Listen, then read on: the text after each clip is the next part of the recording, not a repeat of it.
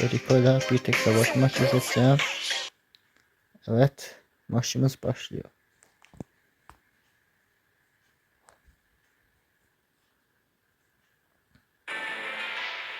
İlk önce klasik olarak yanımızda yükü kırarak başlıyoruz.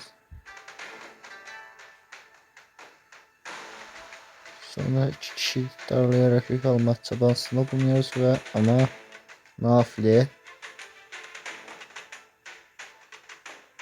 Sonra da 5 büyük gördüğümüz için onu alıyoruz. Bu sırada Fang Barley'i kesiyor.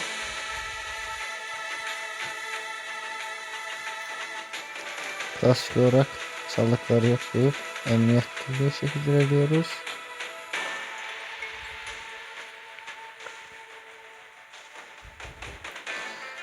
Biraz Griffith alıyoruz ve Edgar işi bitiriyor.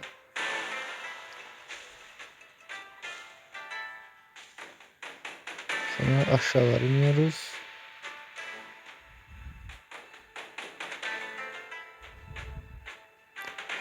Burada birazcık Chester'ı alıyoruz.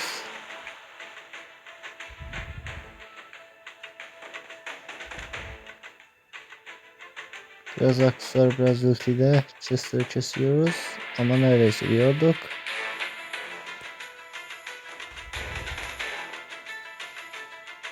Biraz canımızı doldurduktan sonra Tank'le karşılaşıyoruz. Ama Tank'in yanına girmek istiyorsun, biraz Tank'in aramasını bekliyoruz. Edgar'ı yakalamamak için oradan uzaklaşıyoruz. Hızlıca gazı kesip yükleri Fang'e salıyoruz öldürmek için.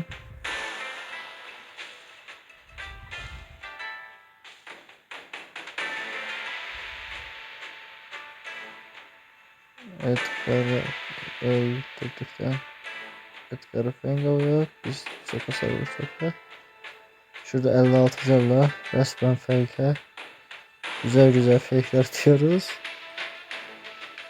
Fake'den sonra falan arkadaşlar çıkmayarak canına fulllemeye çalışıyor ama gazı ölmemesi çıktığı zaman işini bitiriyoruz.